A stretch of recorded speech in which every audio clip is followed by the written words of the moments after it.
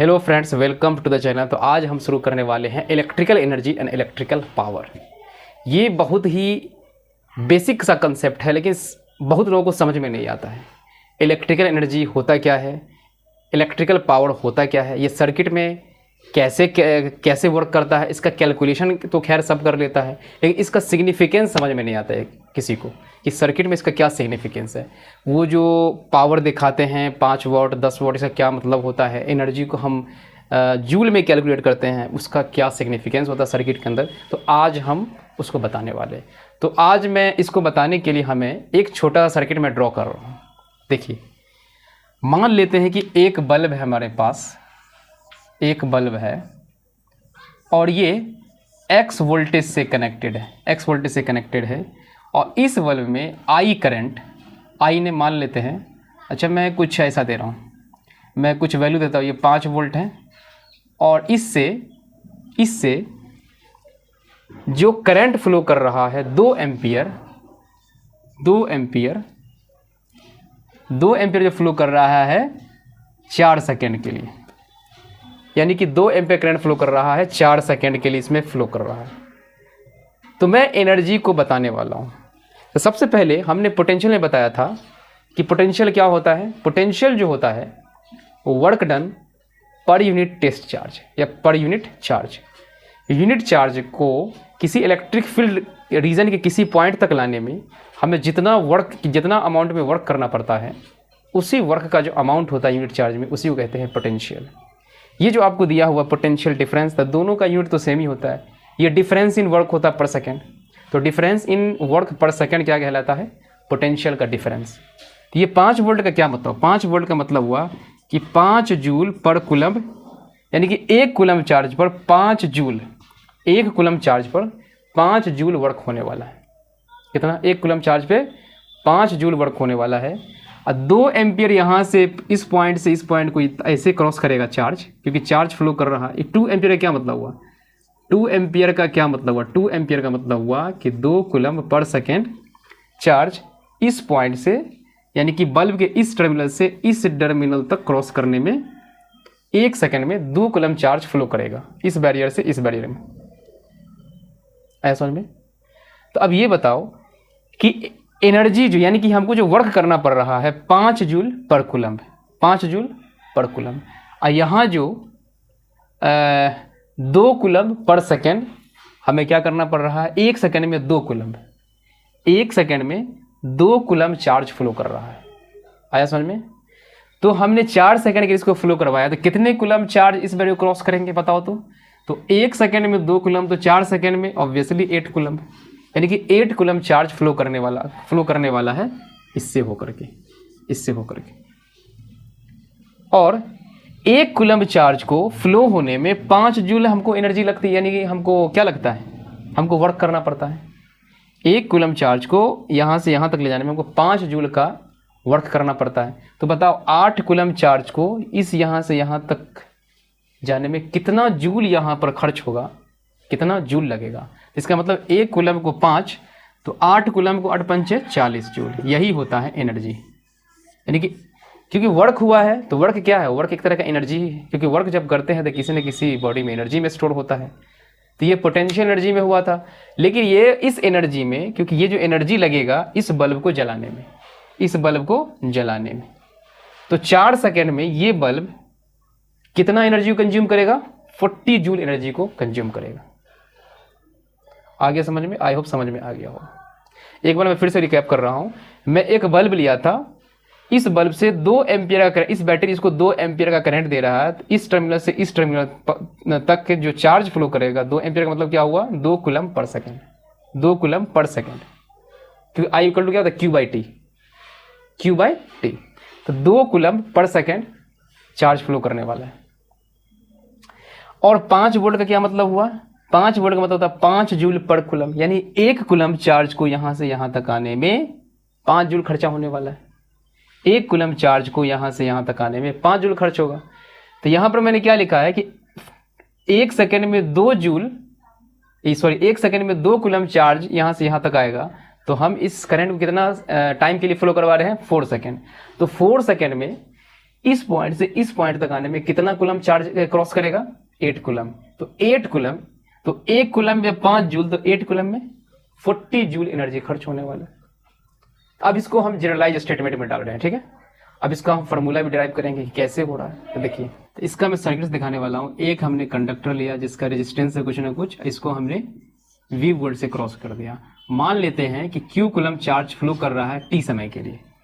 इससे Q coulomb charge इस terminal से इस टर्मिनल तक फ्लो कर रहा है T सेकंड के लिए। इसका वोल्टेज है V। इस V का क्या मतलब हुआ कि V जूल एनर्जी पर कूलम खर्च होने वाला है। V जूल एनर्जी पर कूलम चार्ज को यहां से यहां तक ट्रांसफर करने में खर्च होने वाला है। तो टोटल एनर्जी कितना इसमें स्पेंड होगा, यानी कि बैटरी कितना एनर्जी, जो एनर्जी डिलीवर करेगा वही एनर्जी यहाँ पर कंज्यूम होगा। जो एनर्जी बैटरी डिलीवर करेगा वही एनर्जी यहाँ पर कंज्यूम होगा। तो यहाँ पर चूंकि कितने सेकंड के लिए, तो बताइए, Q कूलम चार्ज फ्लो कर रहा है T समय के लिए। तो यहाँ पर क्या दिया, 1 कूलम चार्ज को क्रॉस होने में V जूल एनर्जी खर्च होता है। कितना जूल? V joule. तो बताओ Q कूलम चार्ज को क्रॉस होने में कितना जूल एनर्जी खर्च होगा? मल्टीप्लाई कर दो, यानी कि V जूल एनर्जी को, V जूल 1 कूलम चार्ज को क्रॉस होने में V जूल एनर्जी खर्च होता है। तो Q कूलम चार्ज होने को इसका मतलब मल्टीप्लाई होगा QV या VQ।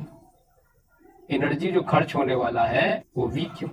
अब हमें पता है कि Q इक्वल टू क्या होता है, Q इक्वल टू होता है IT, करंट के डेफिनेशन से। तो यहां पर डाल दो, एनर्जी इक्वल टू क्या हो जाएगा, V इंटू IT। ये एनर्जी का फॉर्मूला डिराइव हो गया, VIT। क्या हो जाएगा? VIT। आई होप आपको समझ में आ गया होगा। तो मैंने यहाँ पर क्या कहा है कि इससे जो चार्ज फ्लो कर रहा है, Q कूलम चार्ज फ्लो कर रहा है T सेकंड तक, और V इक्वल टू का क्या मतलब हुआ, इसका सिग्निफिकेंस, V का क्या सिग्निफिकेंस है कि V जूल एनर्जी खर्च होने वाला है 1 कूलम चार्ज को यहां से यहां तक ट्रांसफर करने में। 1 कूलम चार्ज को, तो Q कूलम चार्ज को यहां से यहां तक ट्रांसफर करने में कितना एनर्जी खर्च होगा? VQ। क्या हो जाएगा? VQ। तो टोटल एनर्जी हो गया VQ। लेकिन करंट के डेफिनेशन से क्या होता है, Q इक्वल टू IT। यहाँ पर I से मल्टीप्लाई कर दिया। अब इसके फॉर्मूला को हम अलग अलग रूप से ड्राइव कर सकते हैं। तो E इक्वल टू क्या हो जाएगा, VIT तो हो गया। अब ओम्स लॉ से क्या होता है, ओम्स लॉ से अगर मैं I को, क्योंकि I इक्वल टू क्या होता है, V बाई R, तो I के जगह पर हम V बाई R डाल सकते हैं, V by R into T. ये हो जाएगा V square by R into T. तो एक तो ये हो गया एनर्जी का डेफिनेशन, और एक I equal to, V equal to हो जाएगा IR। क्या हो जाएगा? IR। तो V के जगह पर हम IR डाल सकते हैं। तो एनर्जी का फॉर्मूला हो जाएगा, V के जगह पर हमने IR डाल दिया, I into I into T. ये हो जाएगा I square R T, I square R T. तो इतना एनर्जी ये जो सोर्स है वो डिलीवर करेगा, तो इतना एनर्जी ये कंज्यूम करेगा। ये कंज्यूम कहाँ करेगा? अगर हमारा बल्ब यहाँ पर लगा होगा तो लाइट को ग्लो करने में खर्च करेगा। अगर कोई फैन होगा तो फैन को रोटेट कराने में खर्च होगा। तो अकॉर्डिंग टू द अप्लायंस वो क्या लगा, अगर यहाँ पर स्पीकर लगा होगा तो ये साउंड एनर्जी प्रोड्यूस करने में खर्च होगा, तो इतना एनर्जी, ठीक है। अगर हीट, जैसे यहाँ पर आयरन है या फिर किसी भी टाइप का हीटिंग जो अप्लायंस है, जैसे ओवन हो गया जो हीट को प्रोड्यूस करता है, उसका काम ही है हीट को प्रोड्यूस करना, तो उतना एनर्जी हीट को प्रोड्यूस करने में खर्च होगा। तो जो अप्लायंस लगा होगा उसी के अकॉर्डिंग एनर्जी कन्वर्ट होगा, ठीक है। ये एनर्जी का भी मतलब, ये बैटरी ने एनर्जी को सप्लाई किया तो वो एनर्जी कन्वर्ट हो जाएगा उस अप्लायंस के अकॉर्डिंग। आई होप समझ में आ गया हो। जूल्स नाम के एक साइंटिस्ट थे, जूल्स नाम के साइंटिस्ट थे जिन्होंने करंट के हीटिंग इफेक्ट को बहुत डीपली स्टडी किया था। उसके अकॉर्डिंग यानी कि हीट का इफेक्ट वही एनर्जी, जो भी एनर्जी सप्लाई होगा वही कहीं ना कहीं हमारी हीट की एनर्जी में कन्वर्ट हो जाएगा, वही एनर्जी हीट में होगा। तो जो एनर्जी है हमारे पास वही हीट में चला गया। तो अगर कोई बैटरी कोई हमारा अगर कोई हीटिंग अप्लायंस है वो लगा होगा तो एनर्जी जो होगा वही एनर्जी हीट में कन्वर्ट हो जाएगी। तो फॉर्मूला हो जाएगा VIT। ये फॉर्मूला में ट्राई किया I स्क्वायर R टी, या V square by R into T. तो फॉर्मूला लगभग सेम है। अब पावर क्या होता है, हीट करने का समझ में आएगा पावर क्या होता है। तो पावर जो होता है, हमने जो पावर पढ़ा है, पावर एक फॉर्मूला होता है एनर्जी बाय टाइम। एनर्जी या तो डिलीवर होगा, अगर बैटरी होगा तो कोई सोर्स होगा डिलीवर करेगा, और कोई अप्लायंस होगा तो वो कंज्यूम करेगा। तो एनर्जी डिलीवर्ड या कंज्यूम्ड आफ्टर टाइम उसको कहते हैं पावर। क्या कहते हैं, पावर।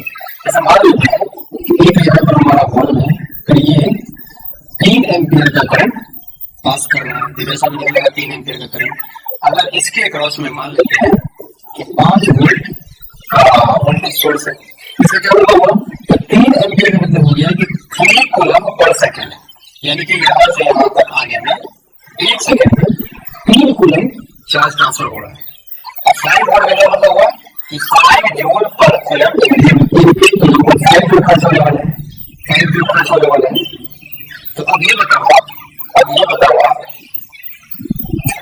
कि 1 कूलम पर 5, तो 3 कूलम पर कितना लगेगा, 3 कूलम पर लगेगा 15 जूल पर सेकंड, 15 जूल पर सेकंड।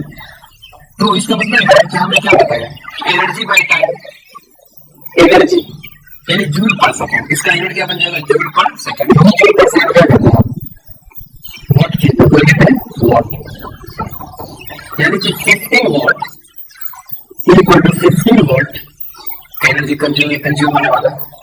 ये सर इसको बारीकी से बात में हमको ध्यान रखना है। यहाँ पर एक फॉर्मूला बना सकते हैं पावर का, कैसे बना सकते हैं पावर का, क्या किया, ये वोल्ट का ये करंट का, करंट को कन्वर्ट किसमें किया, कूलम पर सेकंड में, वोल्ट को कन्वर्ट किया जूल पर सेकंड में, दोनों को मल्टीप्लाई करके आ गया जूल पर सेकंड पर सेकंड, जूल पर सेकंड को वोल्ट कहते हैं। वोल्ट किसका यूनिट है, किसका यूनिट है, पावर का।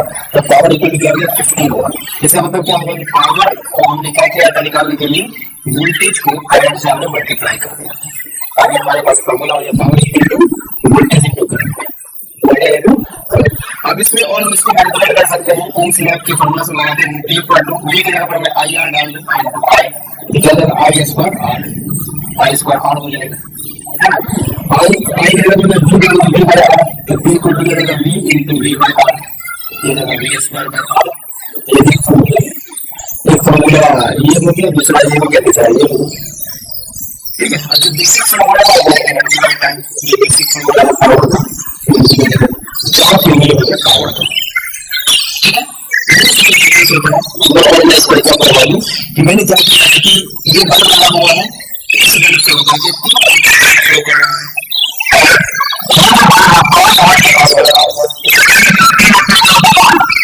बल्ब से होकर करने वाले हैं, कैसे करेंगे, हर सेकंड 3 जूल ट्रांसफर करेगा। अब 5 इसका मतलब है कि 5